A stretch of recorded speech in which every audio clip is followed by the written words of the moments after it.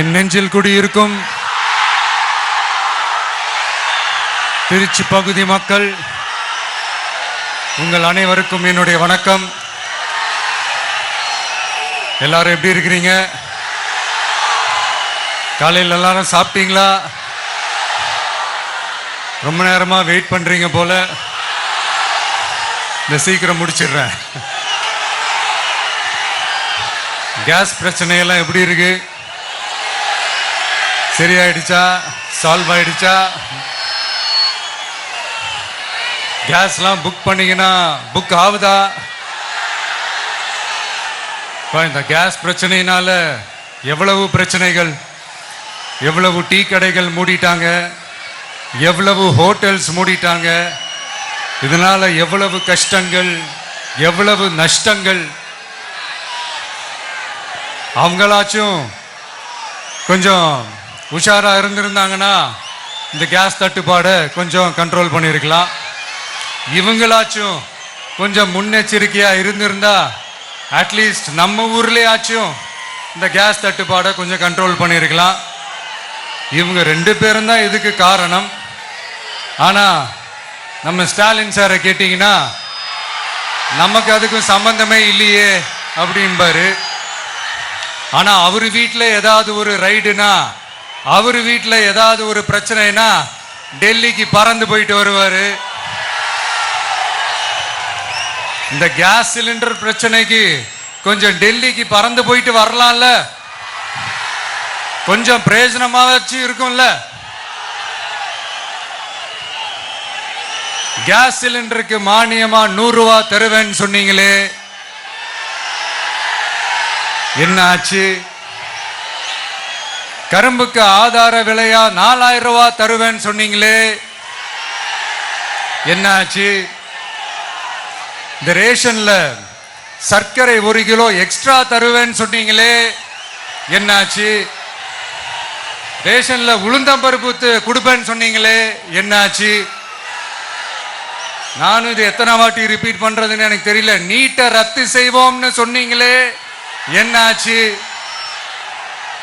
So எதெல்லாம் அவரால் செய்ய முடியாதோ அதையெல்லாம் பொய் வாக்குறுதிகளா கொடுத்து ஏமாத்துறது தான் இவருடைய வேலையே. இப்ப அடுத்த செட் ஆஃப் இந்த பொய் வாக்குறுதிகளை ரெடி பண்ணிட்டாரு. அதனால அவரை மாதிரி நாங்க பொய் வாக்குறுதிகள்லாம் கொடுக்க மாட்டோம். மக்களுடைய தேவைகள் என்னன்னு சரியா புரிஞ்சுக்கிட்டு அதுக்கேற்ற மாதிரி தான் நாம செயல்படுவோம். 6 சிலிண்டர்கள் தாய்மார்களுக்கு கட்டணம் இல்லாம அன்னபூர்ணி சூப்பர் 6 திட்டம் சொன்ன மாதிரியே நிறைவேற்றுவோம். கல்யாணம் ஆகி போற நம்ம தங்கைகளுக்கு 1 பவுன் தங்கமும் பட்டு சேலையும் சொன்ன மாதிரியே கொடுப்போம். 60 வயசு வரைக்கும் இருக்கிற குடும்ப தலைவிகளுக்கு மாதந்தோறும் 2500 சொன்ன மாதிரியே கொடுப்போம். என்னுடைய அம்மா, அக்கா, தங்கைகள் எல்லாருமே தமிழ்நாட்டில் எந்த மூலையிலிருந்து எங்க வேணாலும், தமிழ்நாட்டுக்குள்ள எந்த பஸ்ல வேணாலும் ஃப்ரீயா சொன்ன மாதிரியே ஃப்ரீயா போகலாம். கல்வி, ரேஷன், மருத்துவம், குடிநீர், சாலை வசதி, பஸ் போக்குவரத்து, இந்த மாதிரி அடிப்படை விஷயங்கள்ல தான் எங்களுடைய முதல் கவனம் இருக்கும். நான் ஏற்கனவே சொன்னது மாதிரி நிறைய கவர்மெண்ட் ஸ்கூல்ல இந்த டாய்லெட் வசதிகள்லாம் சரியா இல்ல, அதை சரிப்படுத்தணும்னு சொன்னோம். உடனே இதெல்லாம் ஒரு பெரிய விஷயமா அப்படின்ட்டு சில அறிவாளிங்க கேட்டாங்க. அந்த அடிப்படை வசதிகள் இல்லாததுனால தான் ஒரு 12th ஸ்டாண்டர்ட் படிக்கிற பொண்ணு ஒரு அவசரத்துக்கு ஒரு காட்டு பக்கம் ஒதுங்கினாங்க. என்னாச்சு? இந்த உலகத்தை விட்டே போயிட்டாங்க. அதுக்கு என்ன காரணம்? இந்த மாதிரி அடிப்படை வசதிகள் இல்லாததான் காரணம். அதனால என்னுடைய தாய்மார்களே, உங்களுக்கு பாதுகாப்பு இல்லாத இந்த அடிப்படை வசதிகள் கூட செஞ்சு கொடுக்காத இந்த தீய சக்தி திமுக அரசை என்ன பண்ணலாம்? தூக்கி வீசி அறிவோமா? எதுக்கு இப்ப அங்க இங்க சுத்திக்கிட்டு நம்ம ஊருக்கே வருவோம், நம்ம திருச்சிக்கே வருவோம். இங்க ஒரு மந்திரி இருக்கிறாரு, நகராட்சி துறையில வேலை வாங்கி தரதா சொல்லி கோடிக்கணக்கான பணத்தை லஞ்சமா வாங்கிக்கிட்டு தகுதியானவங்களுக்கு எல்லாம் வேலை வாய்ப்பு கிடைக்காத அளவுக்கு பண்ணிருக்கிறாரு. இதெல்லாம் எவ்வளவு பெரிய ஒரு ஏமாத்து வேலை. அதனால நம்ம தம்பி தங்கைகளே, உங்களுக்கு இந்த வேலை வாய்ப்பை பறிச்ச இந்த ஸ்டாலின் சார் சர்க்காரை என்ன பண்ணலாம்? தூக்கி வீசி எறிவோமா? உங்களுக்கு இந்த பாதுகாப்பு இல்லாத, சட்டம் ஒழுங்கு சரியில்லாத இந்த தீய சக்தி திமுக அரசை என்ன பண்ணலாம்? தூக்கி வீசி எறிவோமா?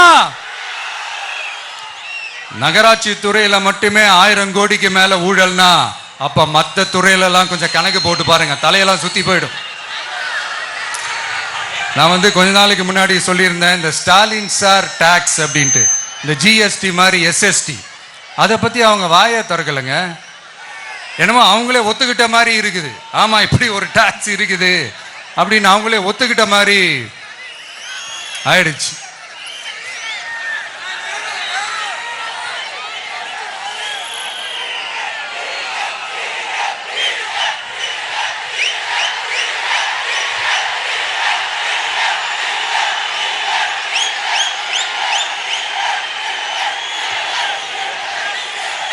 இந்த கல்லூரி பேராசிரியர்கள், கல்லூரி உதவி பேராசிரியர்களுக்கு அந்த போஸ்டிங்க்கு 2000 பேருக்கு மேல அந்த வேலை கொடுப்போம்னு சொன்னாங்க. கடைசியில் எத்தனை பேருக்கு கொடுத்தாங்க தெரியுமா? வெறும் 5 பேருக்கு. 2000 எங்க, இந்த 5 எங்க? அதனால இதெல்லாம் வெறும் அறிவிப்புகள் மட்டும்தான். இது மாதிரி லட்சக்கணக்கான காலி பணியிடங்களை நிரப்புவோம்னு சொன்னாங்க, அதுவும் என்ன ஆச்சுன்னு தெரியல. இதெல்லாம் வெறும் அறிவிப்புகள் மட்டும்தான். இதனால ஒரு யூஸுமே கிடையாது. யூஸ்லெஸ் கவர்மெண்ட் இது. அது மாதிரி 100% ஒரு நியாயமான ஒரு ஆட்சியை நாம கொடுப்போம்ங்க. 100% நீங்க இந்த விஜய நம்பலாமுங்க. நீங்க நம்புறீங்கன்னு எனக்கு தெரியும். அதனாலதான் என்னுடைய சொந்த பந்தங்களாகிய உங்ககிட்ட எனக்கு அந்த உரிமை இருக்கு. எனக்கு ஒரு வாய்ப்பு கொடுங்க, எனக்கு ஒரு சான்ஸ் கொடுங்கன்னு உங்ககிட்ட கேட்காம வேற யாருக்கிட்ட நான் கேட்பேன்? அதனால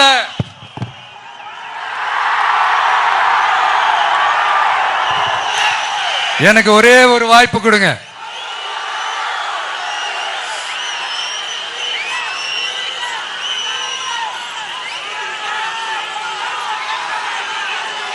இருந்தாலும் ரொம்ப முக்கியமா ஒன்ன நீங்க ஆழமா மனசுல வச்சுக்கணும்.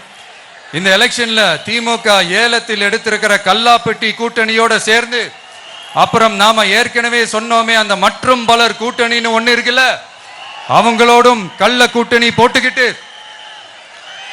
எல்லாரும் முன்னா சேர்ந்துக்கிட்டு நம்மள உங்க விஜய எப்படியெல்லாம் எதிர்க்கிறாங்கன்னு நான் சொல்லிதான் உங்களுக்கு தெரியணும்னு அவசியம் இல்லை. இந்த கரூர் நிகழ்ச்சி சூழ்ச்சின்னு பலர் சொல்றது மாதிரி நம்ம கடைசி படமான ஜனநாயகன், அதான் நம்ம மனசுக்கு நெருக்கமான உங்க எல்லாரோடும் நமக்கு இருக்கிற பூர்வ ஜென்ம பந்தத்தை இன்னமும் எங்க இறுக்கமா மாத்திடுமோன்னு, எங்க அது இந்த தேர்தலில் நமக்கு மிகப்பெரிய ஆயுதமா மாறிடுமோன்னு ஒரு கூட்டு சூழ்ச்சி, அதோட இன்னும் பல பல சூழ்ச்சிகள். அதனால உங்க மகன், உங்க அண்ணன், உங்க தம்பி, உங்க விஜய் கேட்கிறேன், உங்களுக்காக நீதி கேட்க வந்த எனக்கும் சேர்த்துதான் நீதி வேண்டும். அவங்க கொள்ளையடிக்க இதுவரைக்கும் எப்படி உங்களை ஏமாத்திட்டு இருக்காங்க தெரியுமா?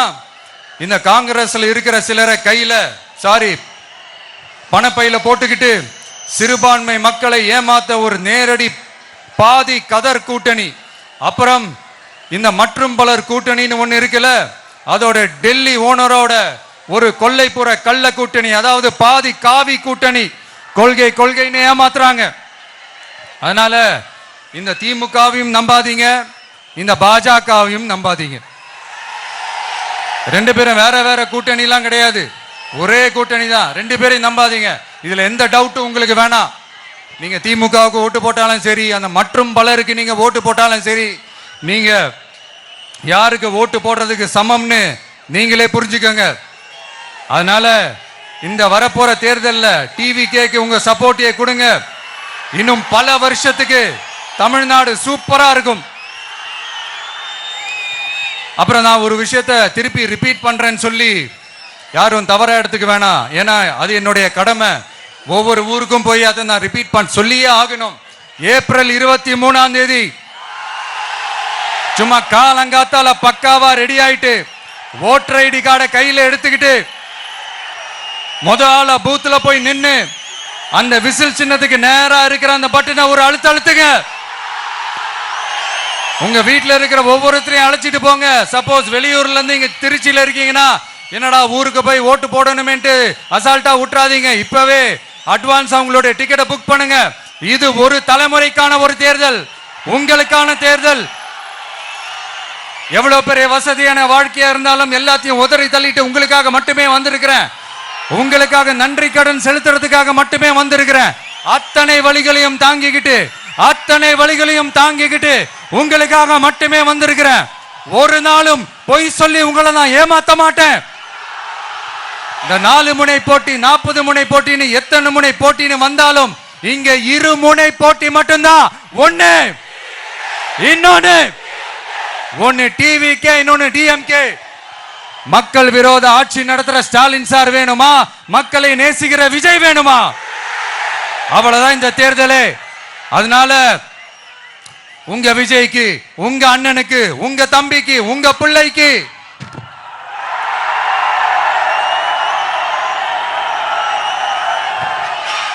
ஒரே ஒரு வாய்ப்பு கொடுங்க.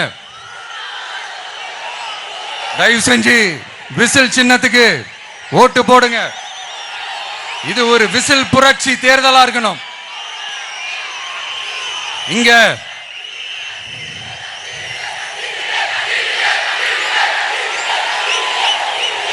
தேங்க்யூ. இங்க திருச்சி இந்த எல்லா தொகுதியிலும் நம்மளுடைய நண்பர்களை, நம்மளுடைய தோழர்களை வேட்பாளர்களா அன்னைக்கு அறிவிச்சேன், நான் நிப்பாட்டி இருக்கேன். அவங்க வேற, நான் வேறன்னு தயவு செஞ்சு பிரிச்சு பாத்துறாதீங்க. அவங்க எல்லாரையும் வெற்றி பெற செய்யணும்னு உங்க எல்லாரையும் தாழ்மையுடன் நான் கேட்டுக்கிறேன். நான் தன்னந்தனியாளு, நீ ஏளனமா பாரு. கொஞ்சம் நவுந்தனா இங்க 8 கோடி பேரு. மிரல போது ஸ்டேட்டு எங்க விசில் சத்தம் கேட்டு. நல்லவங்க வாழ நீ விசில் கடி ஓட்ட. கடைசி நம்பிக்கை மக்களை தேடி வருது. அதை இறுக்கி புடிச்சு ஒரு வரலாறு எழுது.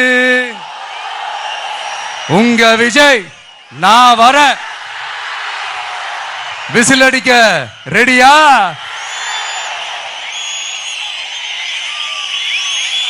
கான்பிடண்டா இருங்க. நல்லதே நடக்கும். வெற்றி நிச்சயம். மீண்டும் சந்திக்கும் வரை நன்றி, வணக்கம்.